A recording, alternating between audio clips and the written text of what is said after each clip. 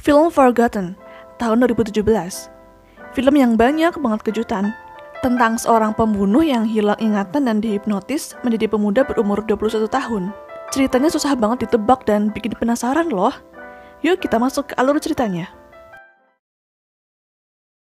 Film dibuka dengan adegan seorang pria muda bernama Jin Seok yang berada di dalam mobil bersama kedua orang tuanya dan kakaknya. Mereka dalam perjalanan menuju rumah baru. Tidak disebutkan mereka dari kota mana dan mengapa pindah rumah. Ketika sampai, truk pengangkut barang sudah ada. Jin Seok menempati kamar di lantai 2 bersama kakak laki-lakinya bernama Hyo Seok atau Hyung. Hyung diceritakan bekerja sebagai profesor di perguruan tinggi dengan kaki yang pincang sebelah kiri karena kecelakaan. Jin Seok sangat menghormati kakaknya yang terlihat sebagai anak kesayangan. Hyung, anak yang cerdas, aktif, baik dan bisa diandalkan di keluarga itu. Sejak tiba di lantai 2, Jin Seok merasakan sebuah keganjilan. Di depan kamarnya terdapat ruangan yang selalu tertutup. Kata ayahnya mereka tidak boleh mengintip atau masuk ke dalam kamar itu sebelum pemilik barang-barang itu datang sendiri. Saat membereskan barang-barang, seorang kuli angkut iseng menanyakan umur Jin Seok dan Hyung. Tapi tiba-tiba Hyung datang dan memutus pembicaraan mereka. Malam harinya mereka makan malam bersama. Ketika sedang makan, Jin Seok tiba-tiba mendengar suara keras datang dari lantai 2. Anehnya, kedua orang tua dan kakaknya tidak ada yang mendengar suara serupa. Jin Seok memiliki nasib yang berkebalikan dengan kakaknya. Ia sedang kembali belajar untuk tes masuk ke perguruan tinggi setelah berkali-kali gagal. Sedari awal, Jin Seok ditunjukkan menggunakan obat penenang untuk mengatasi kecemasan dan depresi yang dideritanya. Pada tengah malam, Jin Seok terbangun karena suara-suara aneh dari ujung lorong. Jin Seok penasaran ingin membuka ruangan itu, namun dikagetkan oleh Hyung. Suara aneh itu hilang. Lalu Hyung mengajak Seok keluar mencari udara segar. Di tengah hujan deras, Hyung izin pergi sebentar. Tiba-tiba beberapa pria asing mengepungnya. Hyung diculik. Seok melihatnya. Ia mengejar tapi sudah terlambat. Untungnya Seok melihat plat nomor mobil tersebut. Setelah itu polisi datang membantu. Jin Seok hanya bisa memberi keterangan plat nomor mobil yang ia ingat. Namun polisi mengatakan itu nomor palsu dan polisi tidak memiliki informasi apapun akan keberadaannya. Keluarga dipenuhi dengan kecemasan dan penantian akan nasib Hyung. Berhari-hari ditunggu tidak ada juga kabar dari para penculik Hyung. Di tengah frustasinya, Seok juga sering bermimpi buruk dan selalu diganggu keanehan-keanehan dari kamar ujung lorong.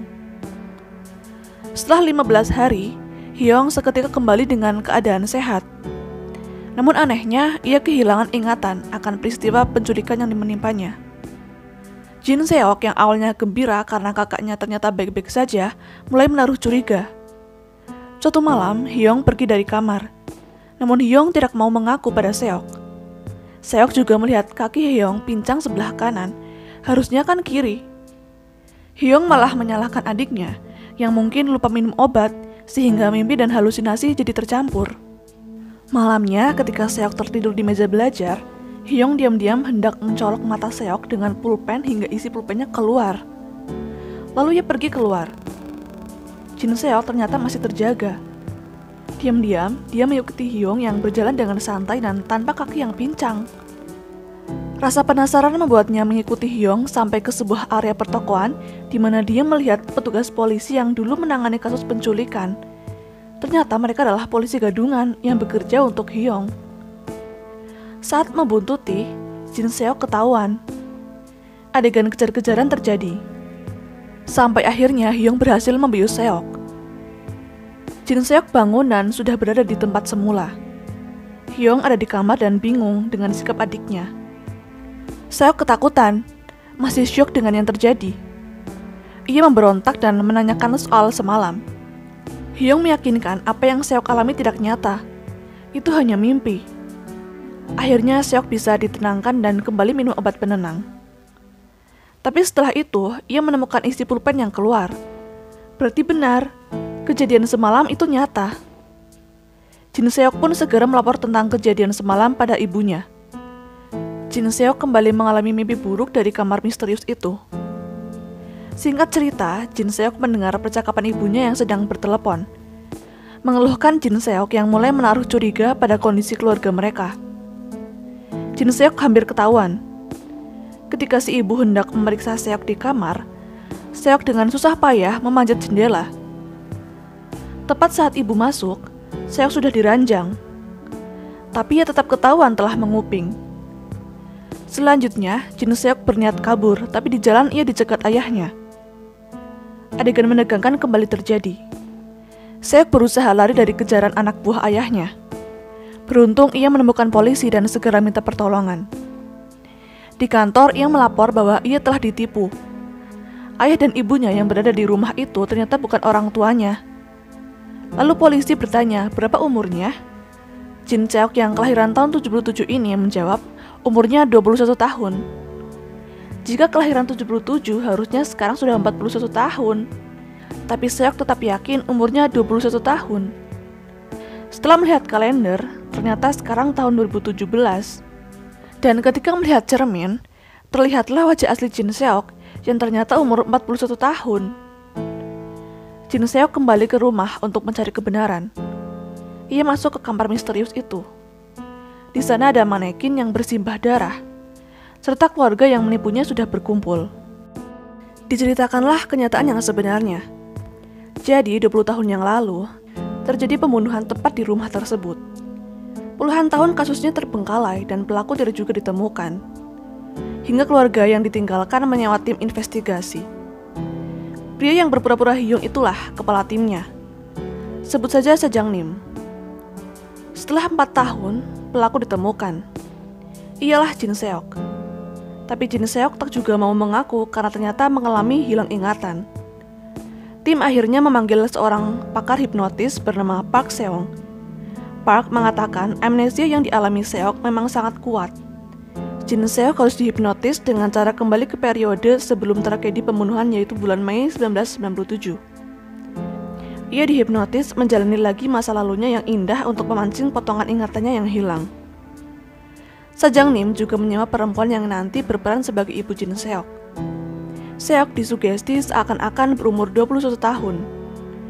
Dan begitulah awal mula Seok ada di mobil, menjalani hari-hari bersama keluarga palsunya. Soal suara yang pernah Seok dengar di kamar atas adalah bunyi para petugas yang sedang menyiapkan TKP.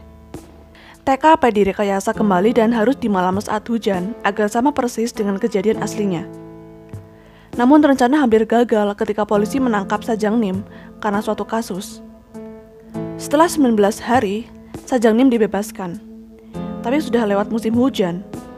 Jadi mereka harus menunggu lagi musim hujan turun. Di masa-masa penantian itu, Jin Seok mulai berkurang sugestinya dan mulai curiga. Setelah dijelaskan panjang lebar, ternyata Jin Seok kekeh tak mau mengakui ia pembunuhnya. Seok nekat melompat dari mobil yang sedang melaju. Adegan kejar-kejaran terjadi.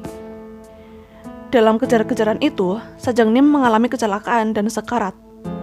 Sedangkan Jin Seok ditabrak mobil yang membuat dirinya hampir mati. Di tengah kondisi kritisnya, semua ingatan Jin Seok kembali. Ia ingat masa lalunya di bulan Mei tahun 1997. Alur cerita pun melompat ke peristiwa 20 tahun yang lalu, ketika Jin Seok sedang berkendara di dalam mobil dengan keluarga aslinya. Kebahagiaan yang mereka rasakan di hari yang cerah itu hancur seketika karena mobil mereka mengalami kecelakaan. Kedua orang tua Jin Seok meninggal di tempat, sedangkan kakaknya terluka parah dan mengalami koma. Tahun 1997 adalah tahun di mana krisis ekonomi mengguncang seluruh dunia, tidak terkecuali Korea Selatan. Jin Seok yang ketika itu hanya lulusan SMA, serta sudah menjadi anak yatim piatu yang malang, sangat kebingungan. Ia harus mencari biaya untuk operasi kakaknya supaya bisa tetap hidup. Seorang dokter yang menangani kakaknya juga sudah berkali-kali mengingatkan. Hingga suatu saat, Jin Seok mendapat sebuah pesan dari seorang misterius yang mencari orang untuk melakukan pembunuhan. Orang misterius itu meminta Jin Seok untuk membunuh seorang wanita dalam rumah. Hanya seorang istri. 2 anak yang di dalam rumah tak boleh dibunuh. Jin Seok yang depresi kemudian menyanggupi order itu.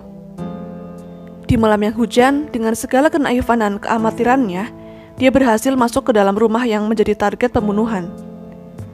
Tapi Jin Seok yang seorang pria polos yang tak pernah berbuat jahat menjadi ragu. Ia hendak pergi, tapi nyonya rumah itu memergokinya. Seok meminta agar jangan berteriak.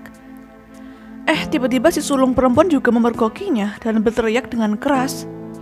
Seok berkali-kali meminta agar jangan berteriak, sampai mengejarnya ke kamar atas. Keduanya jatuh, dan pisaunya tak sengaja menembus perut si sulung. Si sulung perempuan pun mati. Si ibu datang ikut berteriak dengan histeris. Hal itu membuat Jin Seok marah dan menusukkan pisaunya ke perut si ibu. Ruangan yang berisi piano kini bersimbah darah dan dipenuhi oleh 2 orang mayat ibu dan anak.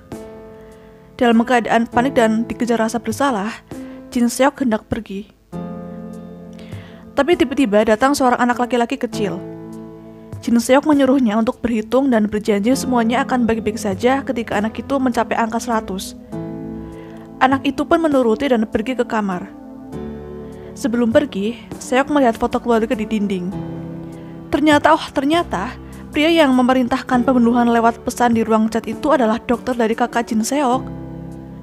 Dokter itu berjanji akan membantu operasi kakaknya jika Jin Seok mau membantunya membunuh istrinya untuk mendapatkan uang pertanggungan asuransi demi menanggulangi krisis ekonomi. Jin Seok yang terlalu syok dengan kejahatan yang dia lakukan menjadi sangat marah pada dokter itu dan tak sengaja mendorongnya dari atap gedung rumah sakit. Dokter itu pada akhirnya mati. Kakaknya pun tidak jadi dioperasi dan akhirnya meninggal dunia. Total sudah 4 kematian yang dia sebabkan. Tak heran, anak muda berusia 21 tahun itu sangat terguncang mentalnya. Kemudian latar waktu kembali ke masa semula. Jin Seok yang sebelumnya koma kini sudah sadar. Di samping ranjang sudah ada Sajang Nim. Karena sudah muak, ia ingin segera saja membunuh Jin Seok. Tapi Seok tiba-tiba berkata kalau ia sudah ingat semuanya. Sajang Nim kaget. Ia pun langsung memberondongi pertanyaan. Kenapa wanita itu dibunuh? Siapa yang memerintahkan? Apa jangan-jangan suaminya? Dan apa alasannya? Lalu terungkap fakta mencengangkan. Ternyata Sajang Nim ini adalah si anak kecil yang ditinggal di malam pembunuhan itu. Anak laki-laki kecil itu menjadi yatim piatu dalam sekejap dan semua harta benda yang ditinggalkan diambil kerabatnya.